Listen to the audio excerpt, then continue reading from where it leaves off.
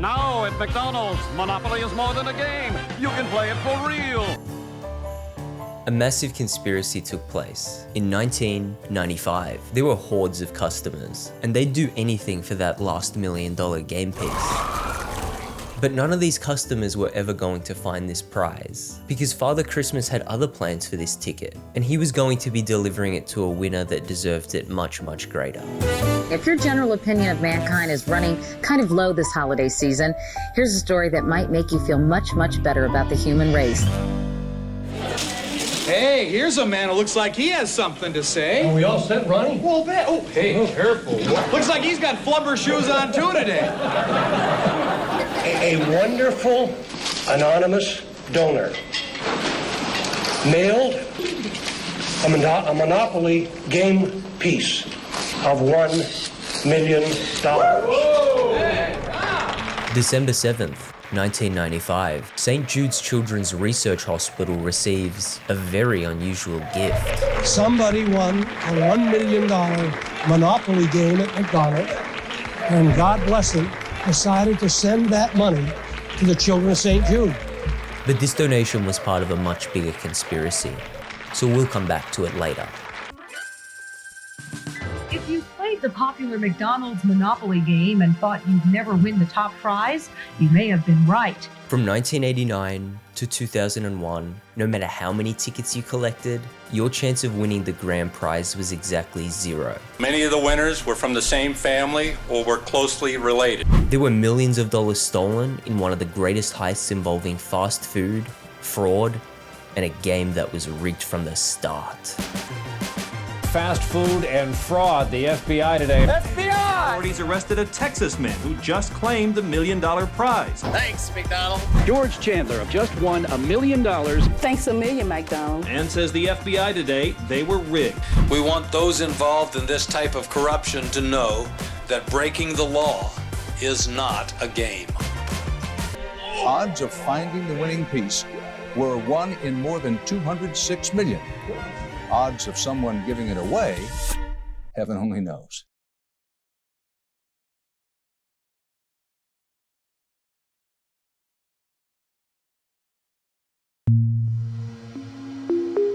The FBI brought down this scheme after receiving an anonymous tip. They had a confidential informant who tipped them off at first. McDonald's Monopoly games are corrupted. There's a guy named Uncle Jerry who's arranging for winners and stealing the pieces. One family had already claimed at least 2 of the $1 million prizes, and another lucky individual was given the ticket to a red Dodge Viper. You can win a Dodge Viper! The winner of this Dodge Viper led the FBI to the ringleader known as Uncle Jerry, and to find their identity, they found this old VHS tape. People everywhere are winning big, playing the Monopoly game at McDonald's. Barbara Gray won a Sea-Doo jet boat. Mary Wallingsford won a $2,000 Citibank shopping spree. Kyle McKinnon won a Sega Saturn with a Daytona USA game. Jerry Colombo won a Dodge Viper. And well, I guess that's the guy, Jerry Colombo. Jerry Colombo. Jerry Colombo. Jerry Colombo. Jerry Colombo. Jerry Colombo. Jerry Colombo was connected to a number of winners who were all residents of Jacksonville in Florida, and it certainly helped that he perfectly fit that Italian uncle description. Mom! Come get this dog out of here! But who exactly was Jerry Colombo? Well, he was currently gaining notoriety as Georgia's infamous club owner, his most controversial club being the Fuzzy Bunny, an establishment that local authorities were trying their hardest to put an end to. There is an existing court order where the club cannot be opened. That's not going to stop you from... That's not going to stop us. My attorney told me we can, if... Whatever we gotta do, we're gonna do. You see, Charleston County had just passed new laws restricting where certain clubs could operate, and this was devastating for the Fuzzy Bunny as Mr. Colombo had already invested a fortune into this business. I got girls in Daisy Dukes, tops. I got volleyball courts being built outside. This feud would eventually become an intense legal battle, and the outcome was going to decide whether the Fuzzy Bunny could keep its doors open. Jerry was surely going to lose this case, and he was slowly running out of ideas. But rumor has it that after a long night of reading the Bible, God himself spoke to Jerry in a dream one night. And it was this dream that gave Jerry the inspiration he needed to transform the Fuzzy Bunny into a new establishment that would certainly satisfy those new laws and regulations. The Fuzzy Bunny opened its doors just a half hour ago, opening the doors to a steamy controversy. The Church of Fuzzy Bunny. Church of Fuzzy Bunny's transformation of their club into a church. I don't see nothing with having a place where you can come in, say a few prayers, have a couple drinks, see some women dancing. Okay, Jerry Colombo may have been a genius, bypassing those laws and regulations by creating the first establishment that was both a church and strip joint. Those two don't mix, as far as I'm concerned. Church and strip joints just don't mix. They can't fool people. No good people is going to be going in that place. Locals were praying for the downfall of Mr. Colombo, but I guess God does have his favorites, because Jerry was about to appear on nearly every news channel across the country. Jerry Colombo won a Dodge Viper, and there are... Can't keep getting away with it! And this Friday, he has a scheduled guest appearance on the David Letterman Show. Please welcome a very funny gentleman, Mr. Jerry Colombo. Whatever we gotta do, we're gonna do. I mean, I'm out here trying to earn a living for my family just like you are. Mr. Colombo was more popular than ever, and sooner or later, it was going to be time to talk directly with the naysayers. Marianne, you're next on the line with Jerry Colombo. Go ahead. Go ahead, Marianne. Yes, I think what you're doing is abomination to God. And it's wrong in the eyes of God, and really it's wrong in morals too. All right. Thank you. Well, I guess God hasn't talked to you lately. He came to me in a dream a couple of weeks ago, and he told me what I'm doing is fine. You say that with somewhat of a smirk on your face. I mean, you had to. I did have a dream one night. That's why. Well, we all have dreams. I don't know if it's divine or religion. This one was divine. So we've got Jerry Colombo at the center of this entire conspiracy. His connection to this many winners makes him our prime suspect. But how would he possibly get these tickets in the first place? Well, he was also connected to these fucking guys. 5 families have run New York's Italian-American mafia. The names are familiar. Bonanno, Gambino, Genovese, Lucchese, and Colombo. Police in Brooklyn pulled a man's body out of the water, duct taped inside a blue tarp. Police say someone also tied a cinder block to the victim's ankles. No criminal organization in the history of our country has ever infiltrated legitimate institutions of society the way the mafia was able to do. They controlled trucking, the ports, the garbage business, and a lot of the meat, produce, and fish markets. And by the year 1995, the Colombo crime family had successfully infiltrated McDonald's Monopoly. But Jerry couldn't just redeem these tickets for himself. It was his job to find a diverse group of people who were willing to lie, cheat, and steal the $1 million prizes. And as fate would have it, he'd cross paths with a person that was willing to do all those things. And she'd change his life forever. Spin the wheel of justice. Let's spin the wheel and see who it lands on this week.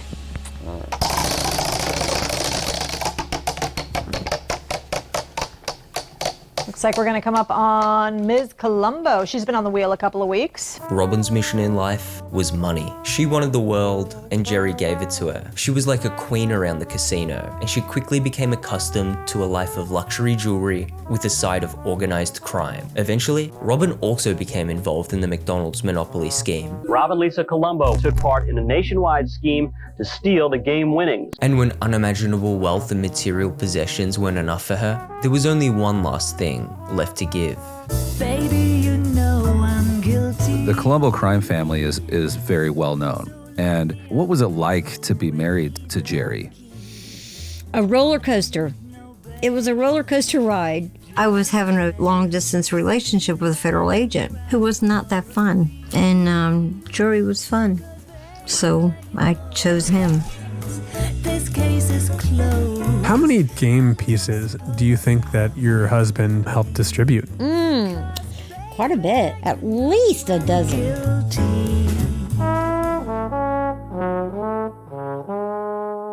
Jerry had the power to turn your average Joe into an instant millionaire, and the first person he decided to bless was a man named Buddy Fisher.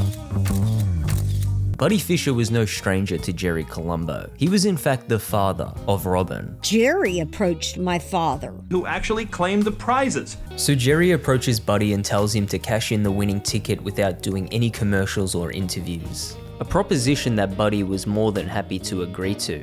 $1 million bucks? The next $1 million winner was also connected to Robin, a woman by the name of Gloria Brown. Robin and I met through a mutual friend of mine. The hardest part of this scheme was organizing winners that couldn't be traced back to the Colombos, and Jerry believed that Gloria was the perfect candidate to throw off any investigative authorities. At the time, Gloria was down on her luck. She was currently unemployed and a single mother to her son, so Jerry believed that he could bless her without any FBI agents looking into her story. Unfortunately for Jerry, both Buddy and Gloria found it very difficult to stay out of the spotlight after becoming $1 million winners. It was years later that McDonald's would invite them to come down to a winners reunion and interview in Vegas. And the best part of this reunion? Well, it was all captured on video. Tell us the story about how you won at the Monopoly game, everything like that, in your own words. Well, I was unemployed at that time, right there. But I am a social worker. I just was taking a break. No, I wasn't working. It was Sunday, as a matter of fact. Basically, what I was doing was a lot of visiting, job searching at that time. So, right. There wasn't a whole lot of work to do, so, just browsing through the Sunday papers, as I am wont to do. Buddy Fisher was not a convincing liar. This poor old geezer was meant to cash in his winning ticket and disappear into the sunset. But I guess that all expenses paid trip to Vegas was just too enticing for our Buddy Fisher, and the end result of his interview was nothing short of a disaster. Why don't we go back to that day that you won in New Hampshire, and can you just sort of describe the day for us, what you were doing in the morning and at work, and then... It was a summer day. I found the insert, and I found the little tear-off tab. I wasn't so sure about it. I went to a lawyer. I did. You need to protect yourself. And you know who that was? No, I don't. Is a lawyer in Litchfield? No, it was over in Buddy was never able to recall which lawyer he visited, but after a few hours of research, I was able to track them down. Hi, I'm Saul Goodman. Did you know that you have rights? The Constitution says you do, and so do I. Buddy spent the next hour yapping on about the 100% real lawyer he spoke to. He advised me at all costs, protect my identity. But in the meantime, Gloria Brown was forced to play along with a much more fabricated story. You see, Gloria was a resident of Jacksonville in Florida. However, the Colombos had already fixed far too many winners from this area, so Gloria was forced to set up a fake address in Hilton Head, South Carolina. Hi, this is Gloria. Leave a message and I'll get back with you. What I'd like you to do, Gloria, is take us through what a normal day was for you in Hilton Head. Well, in Hilton Head, during that time I was, living with a friend, of course, and day to day I worked 7 days a week, basically. I'm on call all the time. Gloria Brown put on a much more convincing performance than Buddy Fisher, and it really seemed like the team at McDonald's had bought into her story and believed she was a genuine winner. How long did you live up there? A little over a year, back and forth. But while Gloria was able to maintain her composure, our Buddy Fisher was anything but composed during his train wreck of an interview. You want to take a little sip of water? Yes. Okay, great. Yeah, go ahead and dock your head too. Yeah, that's why I'm kind of paying attention to that a little bit. I'm leaking. Yeah, I understand. Now, had your wife or anyone in your whole family ever won anything like that before? No. Never? Nothing. So this was big. It was huge. So you're the luckiest one in your family, huh? Yes. Yes. So has any of your kids or grandkids played Monopoly or tried to win or anything like that? Yes, They and play? we still do. Oh, good. And we still do, yes. Have any of them won any cars or? No. I think I want a cheeseburger. It seemed like Buddy and Gloria were able to get through their interviews without completely blowing their cover. And props to Buddy for making it all the way through without having a heart attack. Although he may have had one after he found out that this entire interview was a trap. FBI! Fast food and fraud. The FBI today arrested 8 members of a fraud ring accused of rigging several years' worth of cash giveaways at McDonald's. In the background, the FBI had been conducting wiretaps, but to build a strong case, they knew they needed evidence on video. So they set up a fake winners reunion, baiting their suspects into telling their fabricated stories with an all-expenses-paid trip to Vegas. Ronald and I will see you in Vegas. Thank you, McDonald's. But these weren't the only fraudulent winners on video. The FBI had prepped interviews all across the country. Thanks, McDonald. Hey. And the second one I peeled off was $1 million instant prize winner. And it was like, wow, is this for real? Got a lot of these people locked into lies about how they won. Gloria, do you remember the McDonald's where you went to claim the prize? Hilton Head in South Carolina. This is a picture. We took a picture of it. And she said, oh my God, that's exactly the man. And I said, can you autograph that for us? If you could just write, thanks, McDonald's. Well, thanks a million. Thanks a million. Oh, that's good. Thanks a million. That's good. And then sign it. That'd be great. But this wasn't even the McDonald's in South Carolina. This was a random McDonald's in Florida. But Gloria signed it anyway, not realizing that it would later be used as evidence.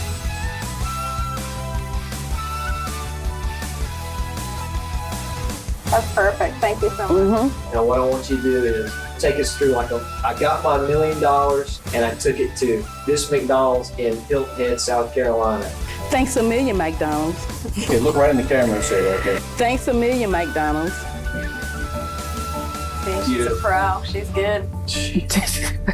In one massive scheme of their own, the FBI managed to gather all the evidence they needed to put an end to this entire conspiracy. All the dots had finally been connected, and the crimes of everyone involved were now going to be exposed for the entire world to see. Well, this story is going to make a lot of people angry. Prosecutors say it appears McDonald's customers never really had a chance to win the biggest prizes. So the McDonald's Monopoly scheme had finally been put to an end. The winners were forced to pay back what they stole, and their names were spread across nearly every news channel in the country. William Fisher and Gloria Brown both live in Jacksonville. Rob and Lisa Colombo took part in a nationwide scheme to steal the game winnings. McDonald's was devastated by the news, while a stunned spokesperson for Parker Brothers had only this reaction. And as for the infamous Uncle Jerry?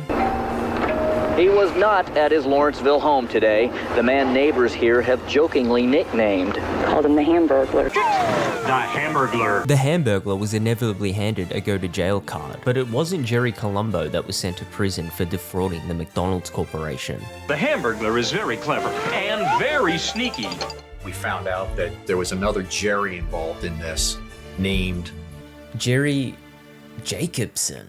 The FBI says 58-year-old Jerome Jacobson was the ringleader who stole them, passing winning game pieces to his friends, who then recruited others to come forward and claim the big prizes. This was the real mastermind behind the McDonald's Monopoly scheme, and the person who really went by the alias Uncle Jerry. Jerry Jacobson had met Jerry Colombo in 1995, and after a long discussion, he decided to make Colombo his primary distributor.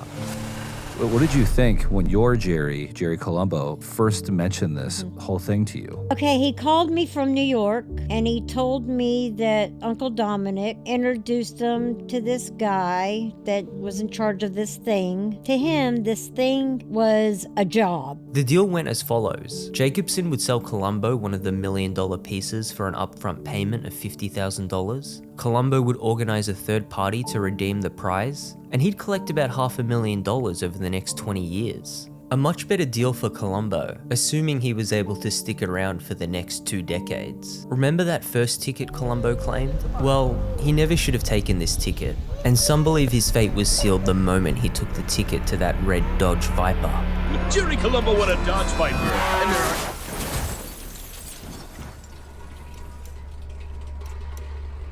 So I guess we'll never know how many tickets Jerry Colombo distributed. Because of the death of Jerry Colombo, the FBI couldn't prove that these people were involved or not. The only person who could shed light on this topic was Jerry Jacobson.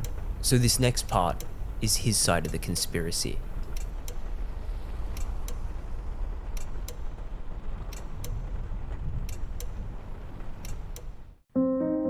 First, let me underscore the fact that Jerome Jacobson was not a McDonald's employee. He was, in fact, an employee of Simon Marketing, which was the firm that McDonald's had contracted to administer its games. So Simon Marketing was responsible for distributing the winning Monopoly tickets. Jerome Jacobson took the winning tickets while working as head of security for the company that ran the game. It was a series of unfortunate events that would lead Jerry into becoming the McDonald's Monopoly Hamburglar, and his villain origin story began in Youngstown, Ohio. He was raised without money. A popular McDonald's in Youngstown announces it's closed its doors for good. He never felt worthy of much, and he felt like he played second fiddle to Marvin because Marvin was getting the financial support. My name is Marvin Braun. I live in Miami, Florida. Jerry Jacobson is my stepbrother. Yes, he is my stepbrother. We were friends, but we're not brothers, if that's the word you want to say. Jerry's mission in life was never money or power, but purpose. And it was his purpose to learn the truth about the McDonald's Monopoly Promotion. However, at a younger age, without the proper guidance, the mind of this young man was easily persuaded. So what makes a joker like you want to join the United States Army for? Sense of purpose. I like him. I was too easy.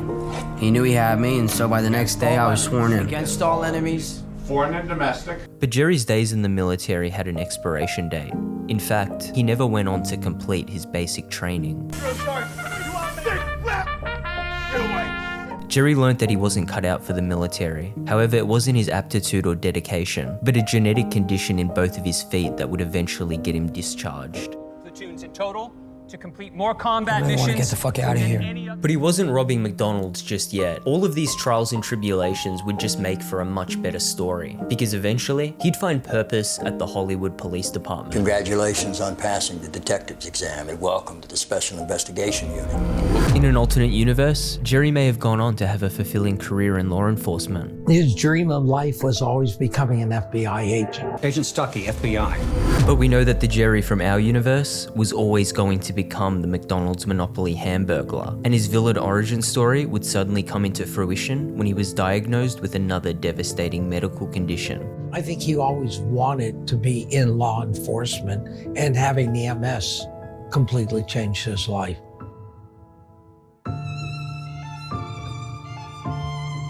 There's always a question why somebody leaves a law enforcement career early. And in his case, we learned that he had a health condition or an accident that, had him go out, I guess, on a disability. It was the second medical condition that destroyed Jerry's spirit. The police department saw him as a liability, so they terminated him permanently. This was the start of Jerry's villain origin story. But he needed to fill these lows to cross paths with an inside source at Simon Marketing, who would be the one to guide him into becoming head of security for the McDonald's Monopoly Promotion.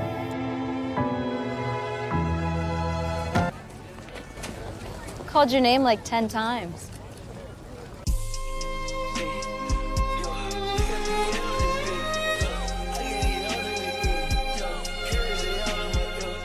I met Jerry at the Hollywood Police Department.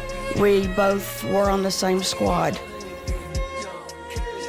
I took leave from my work and spent time at the hospital with him because his mother was going to put him in a nursing home. I gave him 15 minutes a day to feel sorry for himself. And after that 15 minutes, we're going to work. Because I felt like if we kept working, maybe we could stay ahead of the paralysis. So I fed him and gave him showers and walked him up and down the hall and all of that stuff. I got a job in security. He started getting better, and at that point, he wanted to go back to work. Simon Marketing offered him a job working security for the Monopoly Promotions. Jerry was beginning to feel incredible, and his military-like discipline and law enforcement background made him a perfect candidate for the new role of head of security. And it became clear that his previous role in law enforcement was really just a stepping stone for a career that was paying 6 times his old police officer salary. Jerry was now in charge of ensuring the security of the high-value Monopoly tickets. He would stay at luxury hotels and was given the responsibility of carrying a briefcase filled with that year's winning ticket. He traveled exclusively in first class, and Simon Marketing treated him with the most expensive food and beverages. Don't mind if I do. Thanks. You're welcome. Jerry took his role as head of security very seriously. His job was to deliver these winning tickets to various McDonald's factories across the country. He'd place the winning ticket on an empty drink cup or fry container, and then send that winning ticket into the ether, where it would eventually be found by one lucky winner. I won! Serving over 13 million McDonald's customers each year in the U.S. Double that globally. So you can imagine how rare it is to see this right here in West Union. There was an adrenaline rush to ensuring the security of the McDonald's Monopoly Promotion, and naturally Jerry wanted to know everything about how Simon Marketing ran their game. But that all changed one day when Jerry learned that the company he had dedicated the last 7 years to had a dark secret.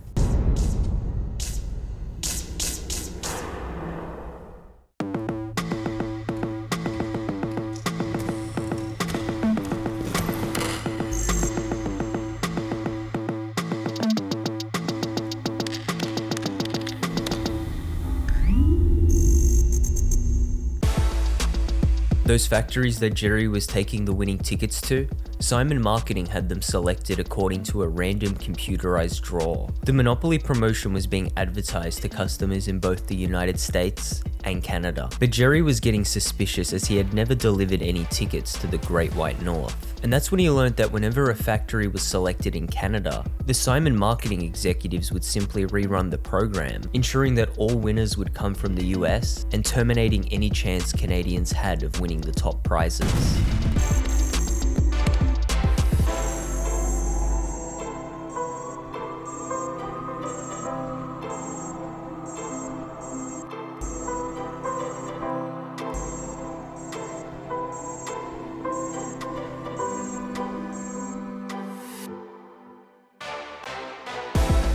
So Jerry insists that the game was rigged from the start, and this was the major plot point left out of the McMillions documentary series. They did, however, briefly mention it in episode 6 of the McMillions podcast.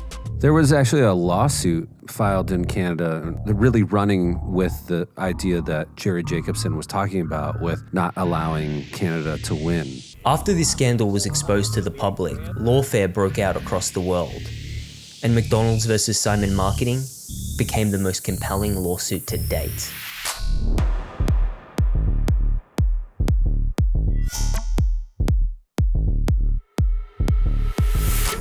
What ended up happening with the Canadian lawsuit was McDonald's settled, and just because you settle does not mean that you're guilty. McDonald's reputation was destroyed because of Simon Marketing, and they needed to terminate this partnership to gain the public's trust back. So they settled their dispute as quickly as possible outside of the courtroom.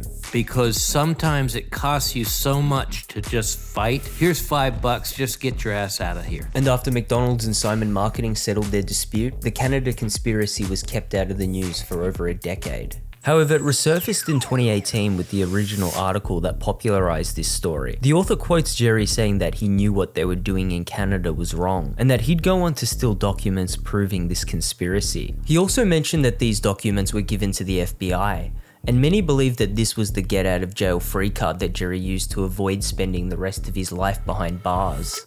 He should have got more. It just doesn't square up to me. But again, like I said, I'm just an agent. Most agents probably believe that. The McMillions documentary series tells this story through the perspective of McDonald's and the FBI, and their telling of events blames Jerry Jacobson for the fall of Simon Marketing. When one bad apple wrecked the lives of so many people. Nah, come on. Some straight like you giant stick up his ass, all of a sudden at age, 60, he's just gonna break bad? I'm 50. It's weird, is all, okay? It doesn't compute. Listen. It was a string of medical conditions that ruined Jerry's dreams. His dream of life was always becoming an FBI agent. And after discovering the truth about Simon Marketing, he decided to take matters into his own hands. But he got lost in the process. Jerry was down bad for those Monopoly tickets. How much is enough? How big does this pile have to be? Jerry would put on his Hamburglar hat and go on to steal over $24 million in prizes. He was never the hero of this story, but at least now you know his origins. This is why he lost his faith in mankind, and this is why he would go on to become the villain.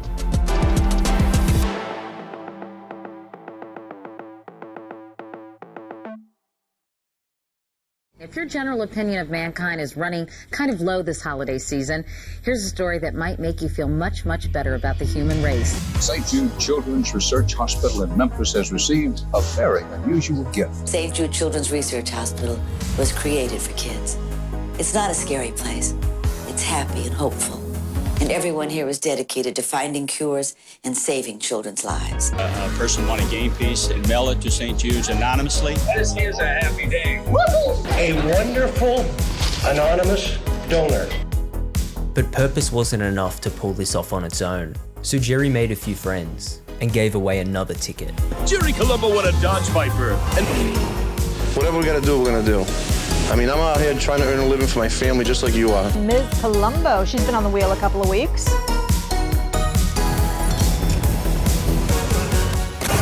George Chandler of just won $1 million as a single father to 8-year-old Russell. I think I want a cheeseburger. We get free food. And another free sandwich. Yeah, there you go. Thanks, McDonald's. Hey. Thanks a million, McDonald's. FBI! Fast food and fraud. The FBI today arrested 8 people who work for the company that runs McDonald's games like Monopoly and Who Wants to Be a Millionaire. Breaking the law is not a game. Jacobson has been given a go-to-jail card. The man neighbors here have jokingly nicknamed. Called him the Hamburglar. the Hamburglar. Odds of finding the winning piece were 1 in more than 206 million. Odds of someone giving it away. If you're out there and you hear me, we love you.